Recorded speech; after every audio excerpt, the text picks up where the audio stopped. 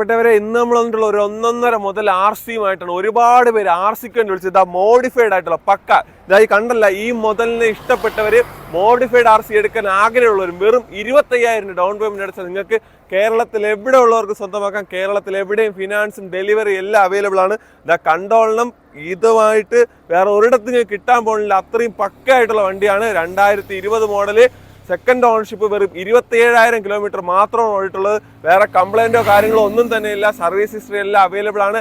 ആക്സിഡന്റോ റീപ്ലേസ്മെന്റോ ഒന്നും തന്നെ ഇല്ല. ഇൻഷുറൻസ് ഉൾപ്പെടെ പേപ്പർ ഭാഗങ്ങളെല്ലാം ക്ലിയർ ആണ്.